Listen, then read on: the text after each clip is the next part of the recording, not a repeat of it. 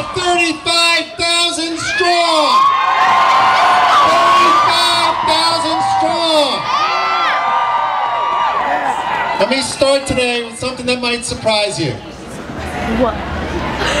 When President Obama takes out his pen and signs the executive order rejecting the tar sands pipeline,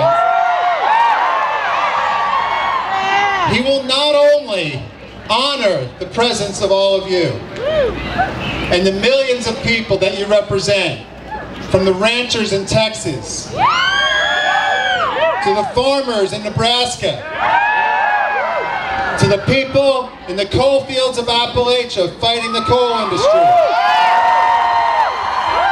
to the people on the front lines fighting the fracking industry in New York, in Pennsylvania, in Colorado, in Michigan, Ohio, West Virginia, Kentucky, Michigan. I said Michigan twice. But when President Obama signs that executive order, rejecting the Keystone Pipeline, not only will he be on the right side of history, but on the winning side. Now, I know sometimes it doesn't feel like we're winning. I know that all of us, we watch the news, we read the papers, we see what's happening because of climate change to our communities, our country, and all around the world. And it's terrifying. I know that there are a lot of us out here who are parents, grandparents. I see a lot of beautiful babies. And I know it's terrifying to think about what the world will look like when those kids grow up. I feel that myself. 8 years ago, my wife Mary brought our little girl Olivia into the world, our little angel. She's here today. She's the cutie with the white hat on. 8 years ago, we were in a darkened screening room watching Vice President Al Gore give one of his inconvenient truth speeches. And I remember Mary and I sitting there. We had just brought this beautiful little angel into the world, and we were terrified about what climate disruption would do to that world. We were holding each other's hands, we were squeezing each other's hands, and we were terrified. And let's think about what's happened over those last few years. A lot of the things have proven to be true. Wildfires destroying thousands of homes across the West. A drought that's crippling the Farm Belt. Superstorm Sandy, a 1,000-mile diameter hurricane at the end of October, slammed into the eastern seaboard, hit the Jersey Shore where I grew up, flooded the house that my father built, that I grew up in. I came here today to tell you that despite all of this, despite what we're seeing, I am optimistic.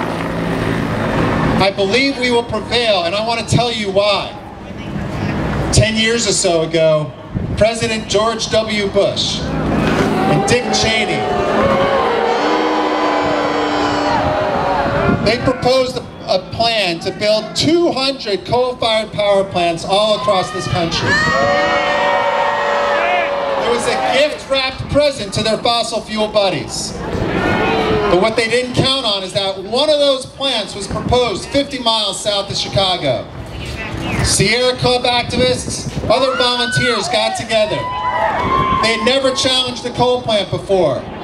They pulled the permit applications. They taught themselves about the issue. They organized their friends. They filled town rallies. And they shut that plant down. And then citizens from all across the country went toe-to-toe with the coal industry in Wisconsin, in Florida, in Kentucky, in New Mexico.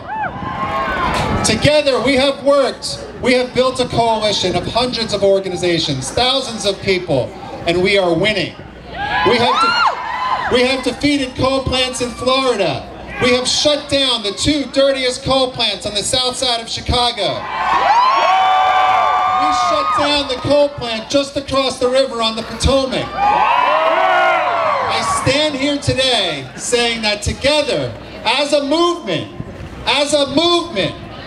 we have defeated we have shut down more than 300 proposed and existing coal-fired power plants all across the country.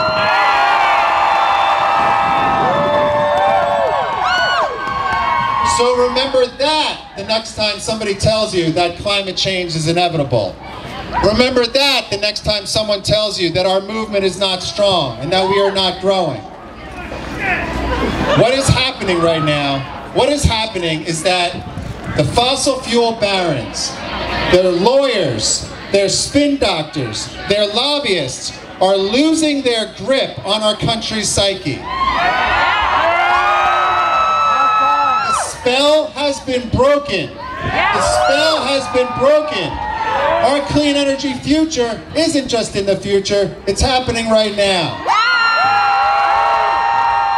There are facts about clean energy that they don't want to hear, that they don't want you to hear. The wind industry has doubled in the last 4 years. Our solar industry has grown by a factor of 5. Iowa now gets at least 20% of their power from wind. South Dakota gets almost 25% of their power coming from wind. Texas is the #1 wind installer. Colorado will soon be at 30% solar plus wind. By the time my kids are out of high school, by the time our 3 little children are out of high school, 50% of the power in this country will come from solar and wind, and we will never look back.